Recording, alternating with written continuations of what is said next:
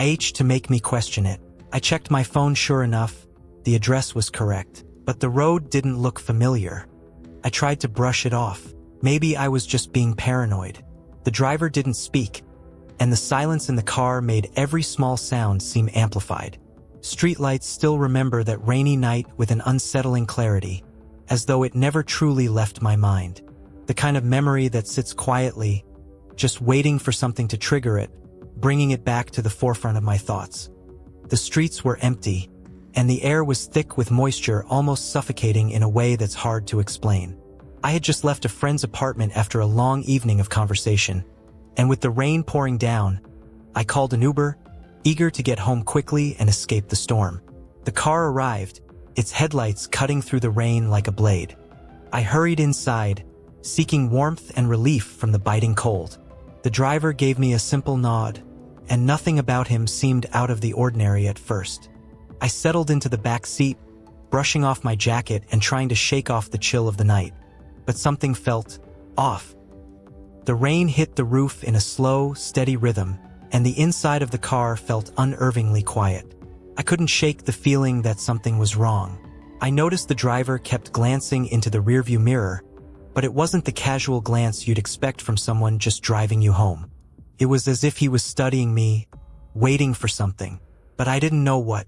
I tried to ignore it, looking out the window instead, but my unease only deepened when I realized that the route he was taking didn't feel right.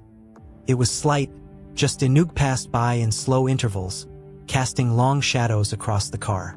Each time the lights flickered on, I caught the driver's eyes meeting mine in the rearview mirror, only for him to quickly look away. The unsettling silence stretched on, and soon, about 15 minutes into the ride, the driver finally spoke.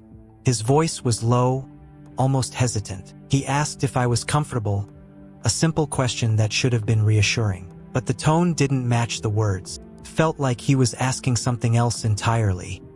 I quickly answered, "Yeah, I'm fine," hoping the conversation would end there. For a moment, everything felt normal again. Just a late-night ride through bad weather. But then, the driver looked into the rearview mirror once more, this time longer than before. It felt like he was trying to decide something, like he was battling with himself. The car slowed slightly, though there was no reason to. That's when I felt it, the first hint of real tension settling in my stomach. The rain pounded against the roof as the driver exhaled, almost as though he was preparing himself for something difficult. His shoulders shifted, like he was nervous, unsure. Then, without warning, his eyes flicked to the empty seat beside me. That's when he asked the question that still haunts me, "Did you see the guy sitting next to you?" I froze. My heart dropped as I stared at the empty seat next to me. The seat was completely vacant, but the driver's face wasn't filled with playfulness or confusion. It was genuine concern, even fear. For a moment, I thought he was joking, trying to break the silence, but his look told me otherwise. He was serious. He truly believed someone was sitting beside me. I didn't answer right away. I didn't know what to say. The empty seat, which had been so ordinary just moments before, now felt too close. I stared at it, hoping to see something that would explain the driver's strange question. The seatbelt was still neatly tucked against the cushion, the upholstery untouched. But the longer I stared, the more uncomfortable I became, as if I was missing something obvious.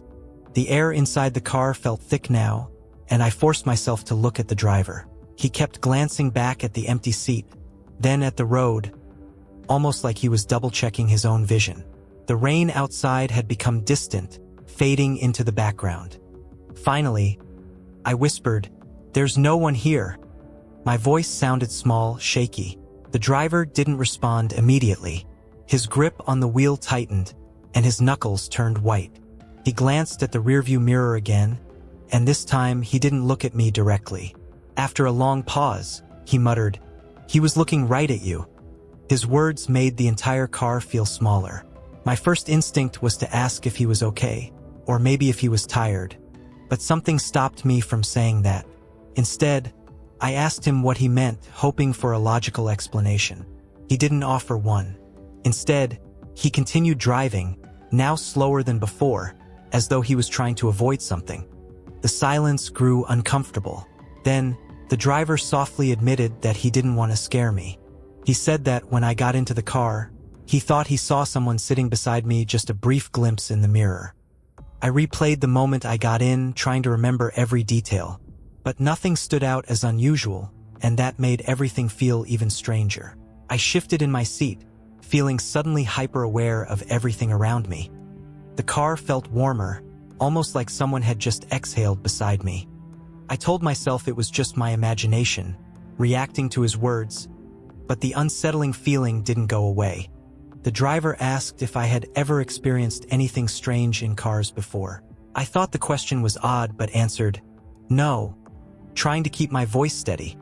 He nodded but didn't seem convinced. When we stopped at a red light, I noticed that his grip on the wheel had loosened slightly.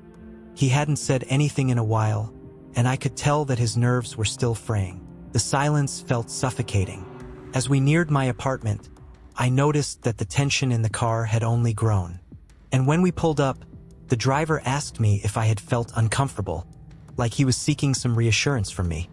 I nodded, but deep down, I knew this wasn't something that could be easily explained away. I stepped out of the car into the rain, glancing back at the empty seat one last time. It didn't feel empty anymore. I walked toward my apartment, looking over my shoulder with each step.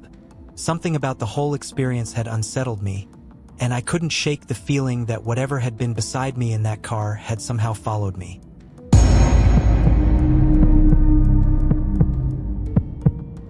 That rainy night sticks with me more than any other. It's one of those memories that seems to fade, only to resurface when something pulls it back to the surface. It was late, the streets were empty, and the air felt heavy.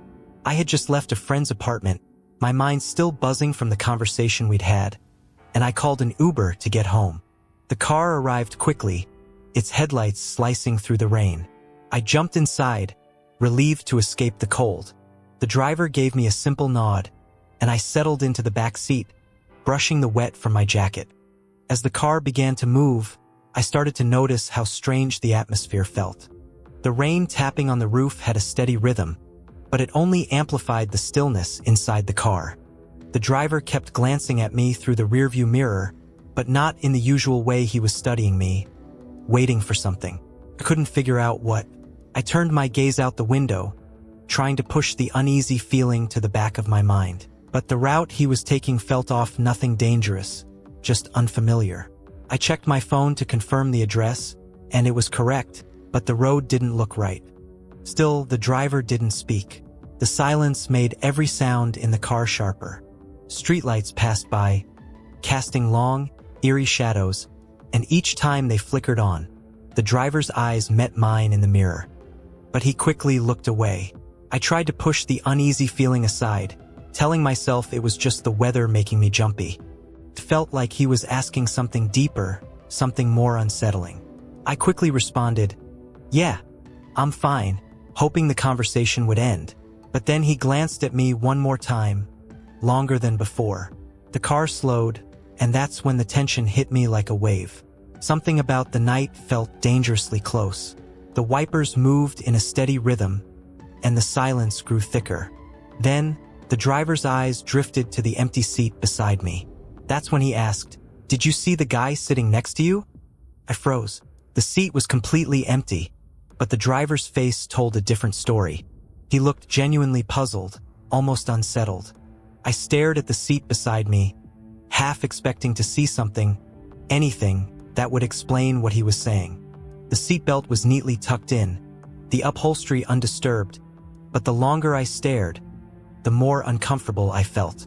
The air inside the car felt heavier. I forced myself to speak, my voice barely a whisper. "There's no one here." The driver didn't respond immediately. His grip on the wheel tightened, his knuckles going white. After a long pause, he murmured, "He was looking right at you." My mind raced. My first instinct was to ask if he was okay, if maybe he was tired, but I didn't dare. Instead, I asked what he meant. He didn't give me an explanation.